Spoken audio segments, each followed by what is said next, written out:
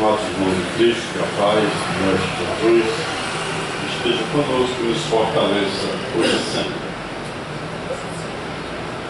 Vamos falar sobre a primeira lei moral, a lei de adoração.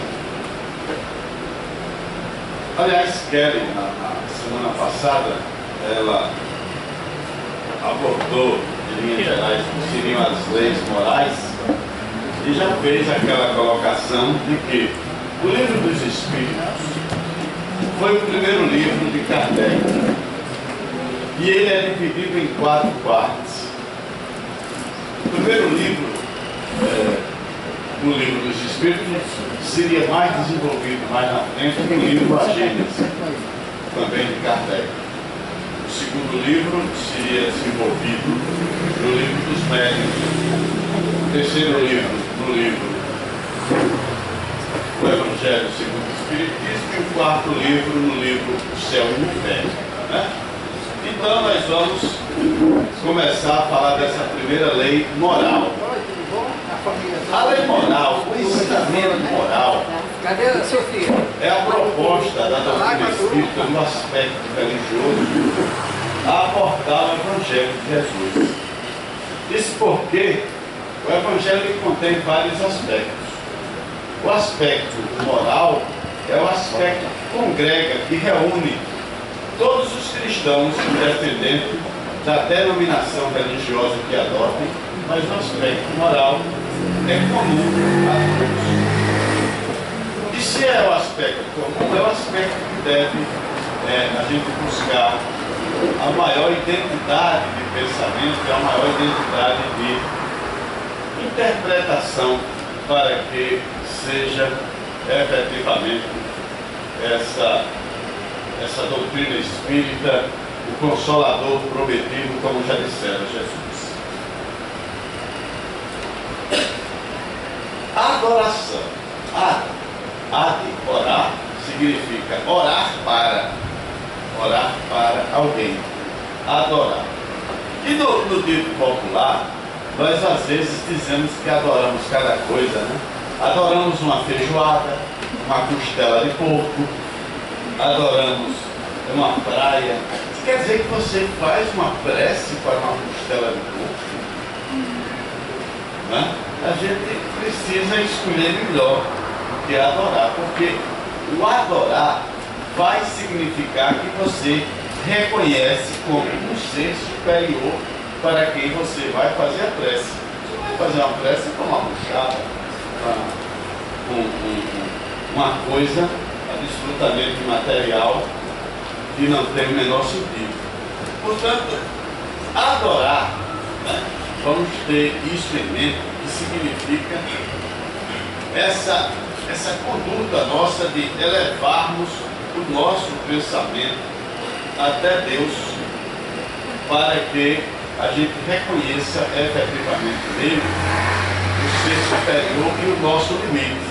Porque quando o homem ele deixa de reconhecer o ser superior, ele vai querer ser o centro de tudo, ele vai querer ser de onde emana toda a razão, toda a verdade.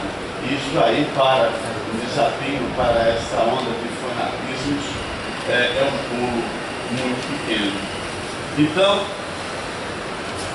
nós podemos fazer uma verificação histórica. Fazendo essa verificação histórica de todos os povos da antiguidade, os povos da antiguidade, por assim dizer, talvez fossem até mais religiosos do que nós. Né? Às vezes a gente diz que eram tudo umas pessoas bárbaras, mas percebam bem, eles acreditavam e não tinham medo de acreditar e dizer que acreditavam em um ser superior. Mas como o conhecimento deles era pouco, né, ele precisava fazer uma relação com algo material, com algo palpável. Né? Os romanos tinham vários deuses, mais de 300 deuses os romanos tinham. Né? As outras religiões colocavam como o deus da agricultura, que é um deus chamado Ceres, também vem dos cereais, que nós utilizamos muito como alimento. o Deus do trovão, o Deus da chuva, enfim, Deus para todo o fenômeno que o homem não conseguia explicar, ele falava e dizia que era Deus, né?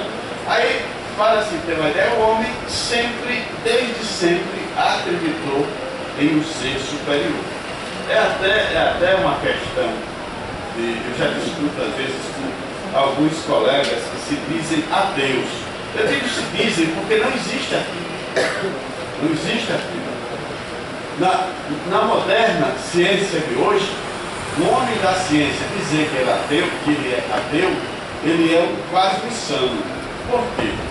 Porque Deus significa negar a Deus, não gostar e não acreditar em Deus. Significaria isso.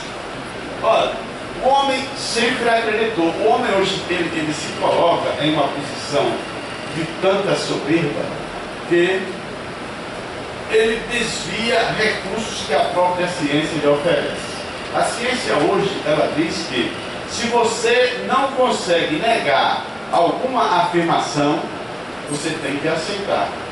Você não pode negar. E o ateu, na verdade, se você perguntar sobre o que é Deus, ele não sabe responder. Ele não sabe rebater nenhum ponto. Então, se ele não sabe rebater nenhum ponto, ele não pode ser ateu. Ele apenas não despertou ainda. Então, a ideia de adoração, de reconhecimento de um ser superior é inata ao homem. Por isso que a lei de adoração não é uma lei física, é uma lei civil que esteja em algum código ou em alguma constituição. A lei de adoração, como todas as leis morais, está em nossa consciência. Todo mundo vai ter essa referência de que existe um ser superior. Então, a finalidade de nós adorarmos é nós nos situarmos e acreditarmos que existe um ser supremo, um ser que cria, porque senão nós seríamos esse criador, senão nós deveríamos acreditar em uma geração espontânea, né, que o homem nasceu assim do Big Bang, puff, e nasceu o homem. Isso é contra a lei natural. A evolução das espécies foi um processo natural, um processo que é gradual. O homem não chegou assim, somente uma explicação teatral para dizer que o homem dormiu, aí Deus tirou um pedaço da costela dele e fez a mulher. Mas logo da costela, um negócio de osso, podia ser um patinho, um negócio melhor, né? Na costela já começa uma certa discriminação contra a mulher. Mas brincadeiras à parte, esta adoração que a gente faz, a gente fala que deve fazer a Deus, é uma adoração íntima, uma adoração respeitosa, não uma adoração exterior.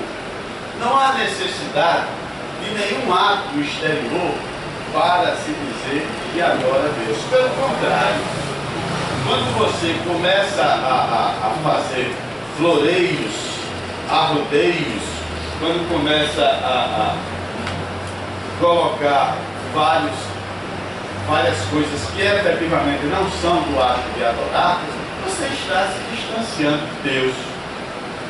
Deus, na verdade, não é como nós.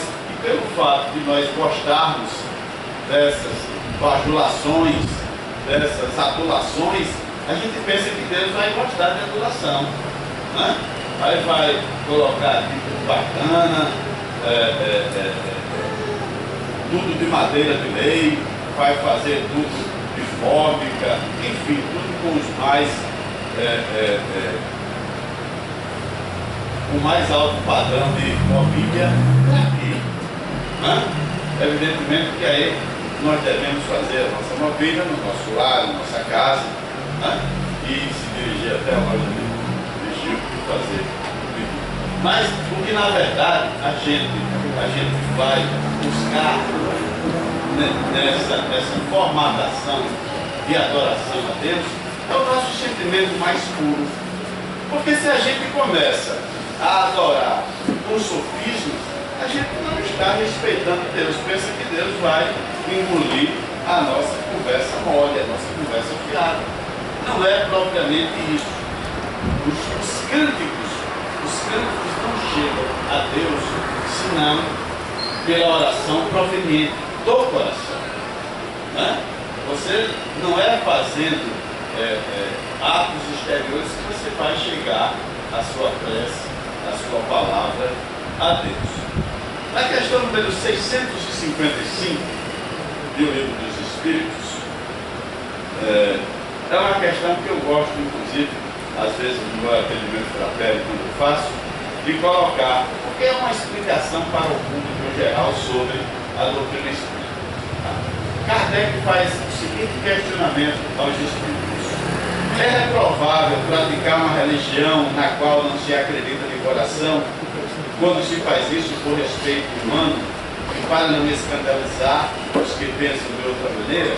Ou seja, essa pergunta, Kardec pergunta se é reprovável eu professar uma religião e ir para um outro culto religioso. Né? A resposta dos espíritos é a seguinte: a intenção nisso, como em tantas outras coisas, é a regra. Aquele que não tem em vista, senão respeitar as crenças alheias, não faz mal. Faz melhor do que aquele que, mesmo sendo da sua religião, ridiculariza, porque este faltaria com a caridade. Mas quem as praticar por interesse ou por ambição é desprezível aos olhos de Deus e dos homens. Deus não pode agradar-se daquele que só demonstra humildade perante ele para provocar a aprovação dos outros. É interessante, às vezes as pessoas começam a se justificar, porque eles sabem que eu sou um trabalhador da casa espírita, e depois diz: olha, eu faz tempo que eu não vou no centro, mas eu vou voltar. Não há essa cobrança absoluta dos trabalhadores da casa espírita. Né? É um ato voluntário a pessoa procurar a casa espírita, procurar via as reuniões. É um ato voluntário. Porque afinal, percebam bem, não há em nenhuma parte do Evangelho de Jesus alguma informação que diga quando uma pessoa procurou Jesus para curar, para receber uma orientação, Jesus perguntou: qual é a sua religião? Jesus não perguntou absolutamente isso. Nada disso. Então, não é censurável pessoa alguma frequentar uma outra casa religiosa, desde que não vá com o objetivo de ridicularizar. Porque o que vai ser levado em consideração é a intenção. Ora, se uma pessoa está com um problema, está com uma angústia espiritual de determinado caráter, é só porque essa pessoa tem uma outra orientação religiosa. A casa espírita não vai aprender. Se fizesse assim, estaria contra o ensinamento, o exemplo vivo de Jesus. Então, é nesse sentido que a intenção dos que procuram Cristo é, evidentemente, o mais marcante para que a sua prece, para que o seu ato religioso seja recebido. Agora, às vezes a gente diz: mas eu faço a minha oração em casa. Ótimo, eu nunca vi ninguém ser admoestado por fazer sua oração em casa. Mas eu não preciso ir a qualquer lugar, a qualquer templo ou casa religiosa para praticar o Evangelho. Também é verdade. Né? Só que, da mesma forma, quando nós adoecemos, nós procuramos o hospital, ninguém quer ir para o hospital. Fora os médicos e enfermeiros, o pessoal que trabalha, ninguém gosta de ir para o hospital. Ninguém vai para o hospital passear. Eu nunca vi ninguém passear no hospital. Então, essa questão de como você fazer a sua prece, o seu ato de adoração, não tem, evidentemente, nenhuma repercussão. Agora, quando se reúnem várias pessoas para fazer uma prece, para fazer em um local apropriado, com pessoas que já lá se reúnem para esse objetivo, é evidente que a prece ela vai ser mais, digamos assim, otimizada. O seu ato de adoração vai ser mais otimizado, até porque quando a gente fica em casa a gente esquece. Olha, é tão comum que você marque para você fazer o evangelho no lar, periodicamente, um dia da semana, às vezes o camarada se esquece. Logo quando o camarada não está bem enraizado mesmo, se esquece bacana. Quem foi que já se esqueceu de fazer o evangelho? Todo mundo se esquece. Por quê? Principalmente quando a gente vai viajar, porque quando a gente vai viajar, isso significa que a gente não tem nenhuma ligação, faz em qualquer lugar. Está viajando no avião, faz no avião. Está viajando de carro, faz dentro do carro. Mas a gente sabe que não, eu estou aqui dirigindo, estou no aeroporto, não faço. A gente quer, na verdade, uma desculpa. Então, há necessidade da gente fazer a nossa adoração, mas não que essa adoração nossa, essa prece, essa dedicação a Deus, seja aquele negócio absolutamente contemplativo. Você se fechar aqui, todo mundo, a não ser nas nossas reuniões mediúnicas que exigem que sejam fechadas para a obtenção de uma harmonização maior, mas você não vai fazer uma prece, você não vai fazer um ato de adoração a Deus absolutamente enclausurado, para você fazer só aquilo com aqueles dogmas, e todo mundo bem devagarzinho, de pé descalço, devagar, de todo mundo de roupa branca. Isso é tão somente um culto exterior, um culto contemplativo de ficar só. Isso aí vai dar o quê? Se eu sair e ficar procurando, discutindo com os meus amigos da reunião, para me esclarecer, para pegar mais dados que melhorem a minha qualidade de vida, buscar energia, buscar métodos e modelos de ajudar as pessoas necessitadas, vai ser muito, mas muito mais edificante que eu ficar na minha vida contemplativa sem fazer absolutamente nada. Aliás, o Evangelho segundo o Espiritismo diz uma coisa muito interessante. Nós seremos cobrados não somente pelo mal que fizermos, mas pelo bem que nós, podendo, deixarmos de fazer. Porque isso é egoísmo. Você pode fazer o bem, mas você diz, isso não é comigo. Para fazer a caridade, isso é função do governo. Está errado. Caridade não é função do governo. Caridade é um sentimento humano.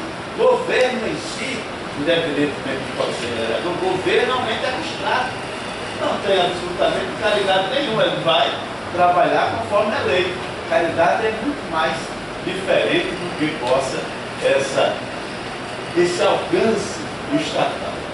São programas, evidentemente, sociais diferentes dessa situação. Por quê? Porque se nós não trabalharmos, vivermos uma vida contemplativa, nós vamos estar destruindo uma outra lei natural, posteriormente nós vamos ver, que é a lei de progresso.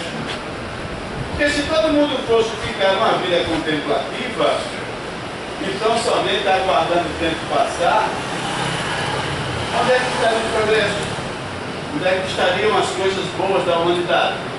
Então, toda a vida contemplativa, todo esforço que não seja único, não tem absolutamente nenhuma relação com o ato de adoração. Porque a prece é agradável a Deus quando proferida com fé. Você, no exato instante que você faz a prece, você tem que ser o mais sincero possível. Porque para você falar comigo, para eu interrogar um preso, para você conversar com o seu vizinho, você pode esconder alguma coisa. Mas se você acha que a gente fazendo a nossa prece, que é uma conversa com Deus, a gente consegue esconder, se você acha que você está dizendo que é melhor que Deus, que sabe mais que Deus, e que a gente tem essa convicção de que isso não é verdade.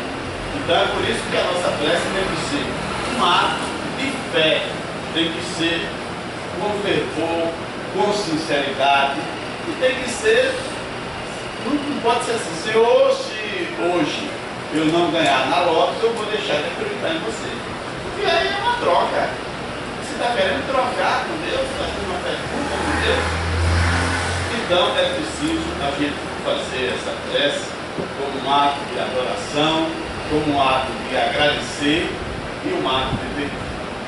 No ano de 1865, essa história é muito interessante.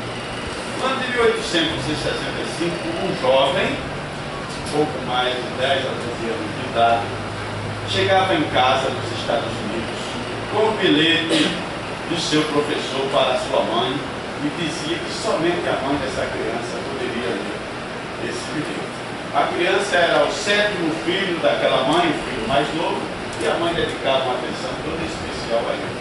E até o pessoal diz ainda hoje que os filhos caçulas são mais assim, dedicados. Né?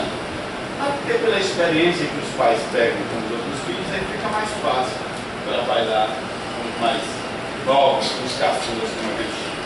E aquele filho entregou aquele bilhete da escola para a mãe.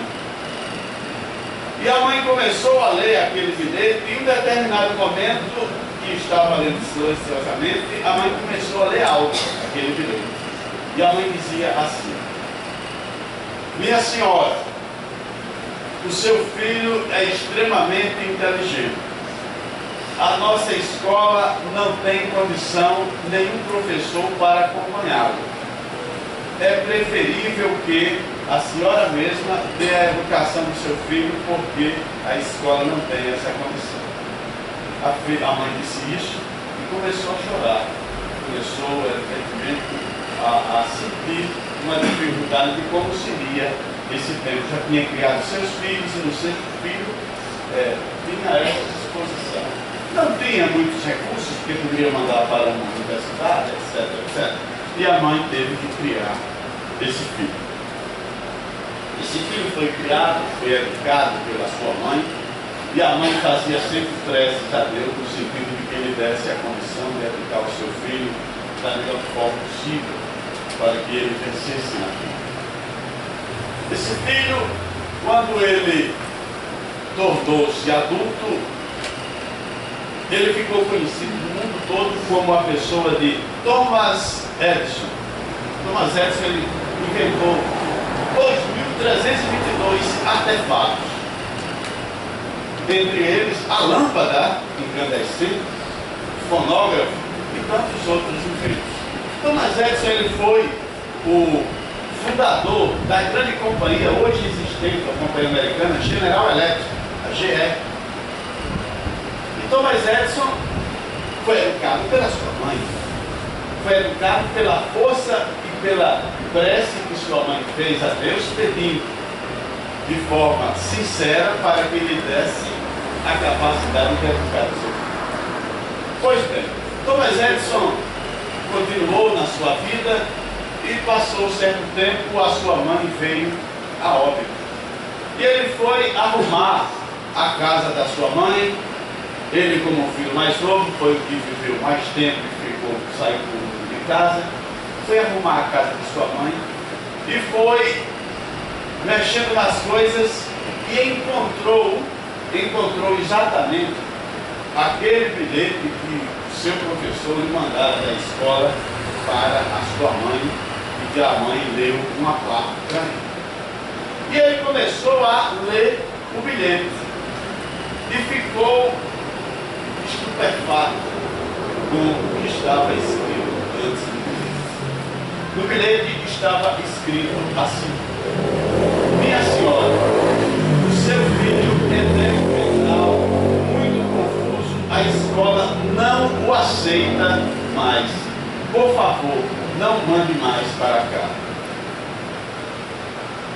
Então, ele começou a perceber porque é que em determinado momento só do bilhete é que sua mãe lera o bilhete, que não existia absolutamente nada disso. Nesse dia, Thomas Edison colocou no seu diário: agradeço a Deus, não pela mãe, mas pela heroína, pela verdadeira intercessora minha junto a Deus, o nosso Criador. Pelo bilhete que eu encontrei hoje, fazendo uma reviravolta em suas coisas, quando ela estava aqui na terra. Percebam bem que, diante de determinadas situações, a nossa fé, o nosso ato de adorar a Deus, não precisa que a gente exteriorize. Fique dizendo a todo mundo que aconteceu esse tipo de oração ou aquele tipo de oração. Né?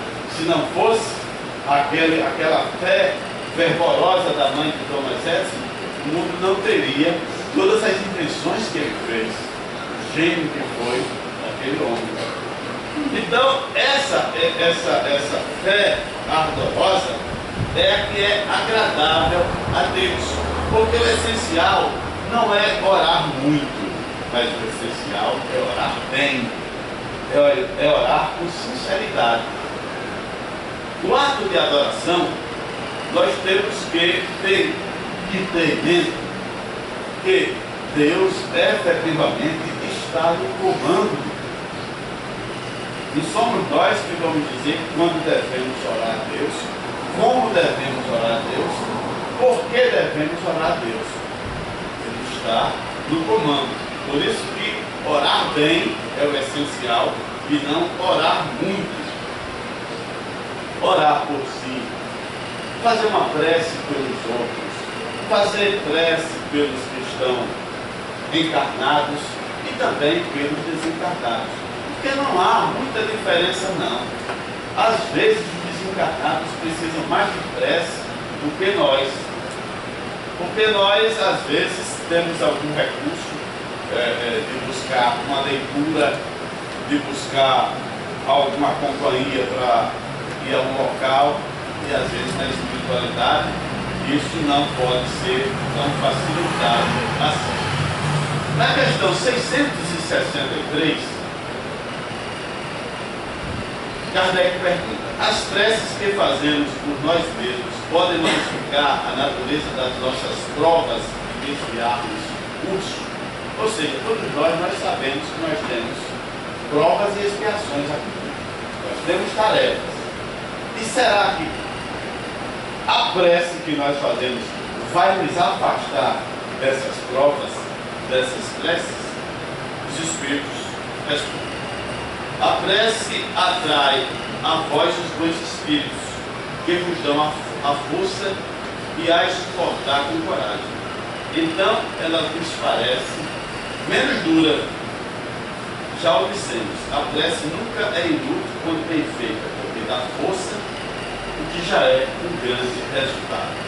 Imagine a mãe de Thomas Edison fazendo aquela prece. Vocês acham que aquela prece não teve nada a ver para o futuro da humanidade? Aquela prece foi absolutamente sem valia. Evidentemente que não fez com que no outro dia a escola chamasse o rapaz de novo para o banco escolar. Porque nós, no nosso imediatismo, nós fazemos uma semana, 2 semanas, um mês a prece, não vale nada não, ninguém chamou o menino de volta para a escola. Mas era outra escola que ele precisava. Né? Os maiores gênios da humanidade, que nos deixaram o maior legado, não escreveram absolutamente nada, não frequentaram nenhuma escola irregular. Como dizia a música do Mar, não cursou nenhuma faculdade, mas na vida ele foi doutor. Ele modificou o mundo inteiro, ele revolucionou o mundo inteiro, o homem de Nazaré. Então, é preciso que a gente tenha sempre em mente isso. A prece para os espíritos sofredores proporcionam sim um consolo, porque atrai para eles, quando eles ficam harmonizados pelo nosso pensamento, porque tudo é harmonia, tudo é sintonia. Quando nós pensamos, estamos bem harmonizados, nós atraímos espíritos consoladores, espíritos sinceros para perto de nós.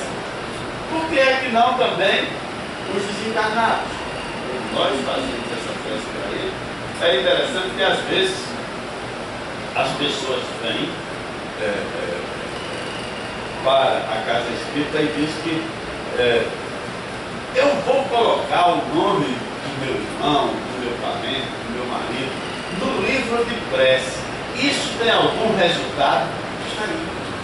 É a vibração, é a harmonia que se faz, que vai fazer com que haja essa facilidade de ser ajudado o Espírito. Porque todo mundo já sabe aquela velha máxima que está no Evangelho. Devemos fazer a nossa parte para que o céu possa nos ajudar. Evidentemente que Jesus orou por todos nós. Orou não perguntando, evidentemente, as nossas convicções religiosas. O politeísmo, né? Por que é que nós todos somos monoteístas, acreditamos em um único Deus? E por que existiam os povos politeístas? Porque, como eu já disse inicialmente, havia necessidade de você fazer alguma explicação para o que ocorria em torno de si.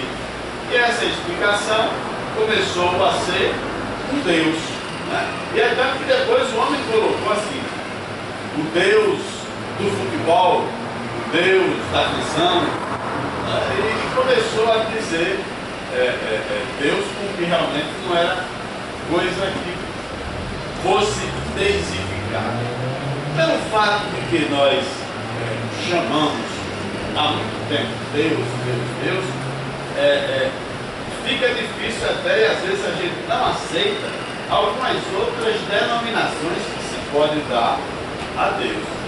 Precisa a gente ter cuidado com isso, porque simplesmente renegar por isso pode se levar a uma onda de fanatismo.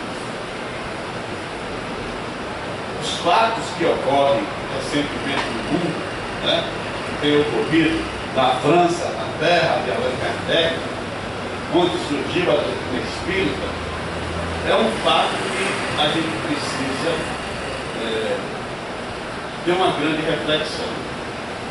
E não é à toa que isso, Kardec já sabendo que isso poderia ocorrer, fez uma pergunta justamente nesse sentido em O Livro dos Espíritos. Por quê? Porque o homem, às vezes, é levado por determinados conceitos que faz com que a religião seja a esteira ou o esteio de determinadas práticas não condizentes com nenhuma forma de religião, não quero dizer nem com o cristianismo. Os nossos irmãos que dizem defender o Alcorão, é interessante como eles entendem de uma forma unilateral. Eles dão uma interpretação que não se discute, que o mundo não conhece, a interpretação que se dá, e com isso fazem uma expectativa muito preocupante na sociedade moderna, que se chama de guerra santa. De guerra santa, porque a guerra em nome de um Deus qualquer é uma guerra santa. Isso, na verdade, revela a intolerância e o quanto falta ainda nesse período de transição que passa o planeta Terra para que o homem progrida, muitos dos quais talvez não continuarão, sendo essa encarnação a última oportunidade para vivermos na Terra enquanto mundo de regeneração.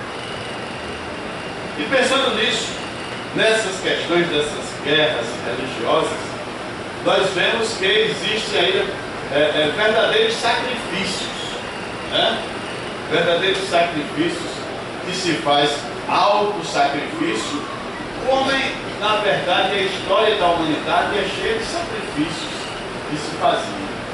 No templo de Jerusalém se sacrificavam animais, e é por isso que o pessoal ia até vender os animais do templo, trocar a moeda.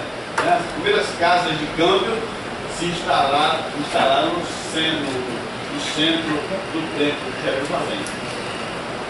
E esses sacrifícios é uma falsa concepção que seria agradável a Deus.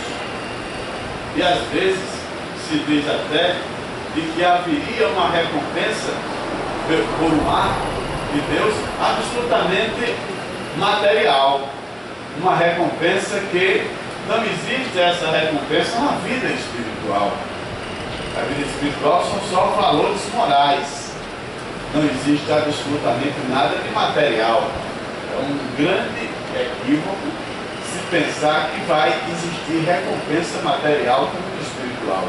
O mundo espiritual é uma coisa, o mundo material é outra.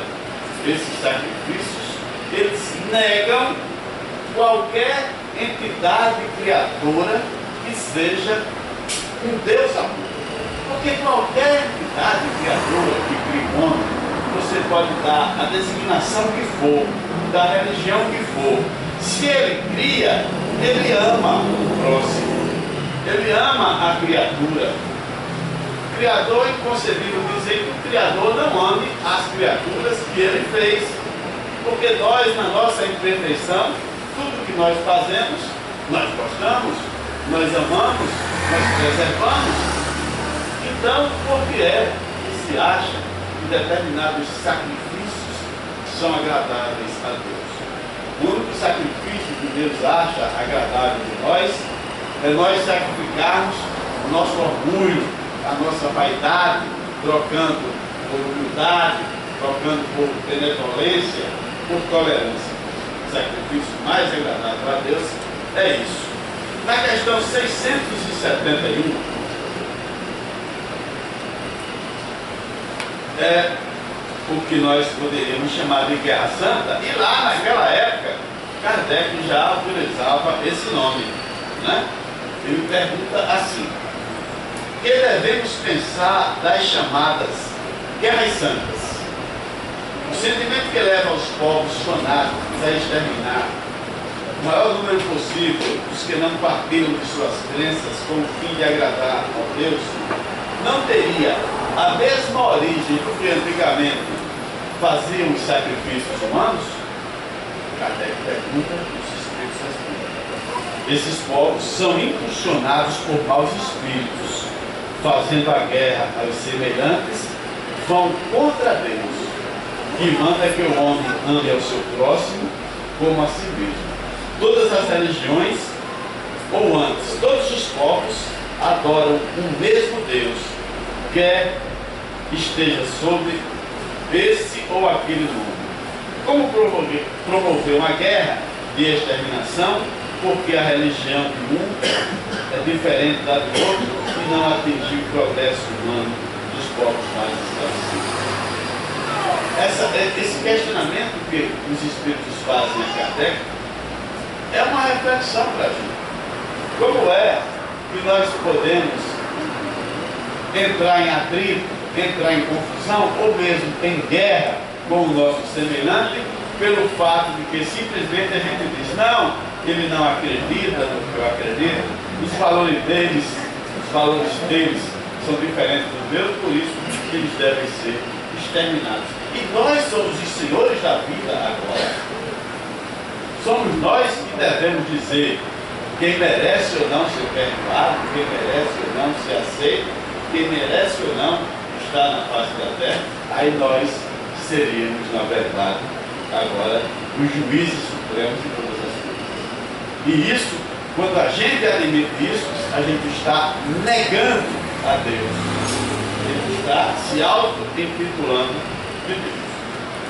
Existe, todo mundo sabe, um número que tem um sentido cabalístico muito forte, que é o número 666. Né? E a pergunta de número 666 é aquela tradicional pergunta que eu deixo para todos que leem e observam o livro dos Espíritos.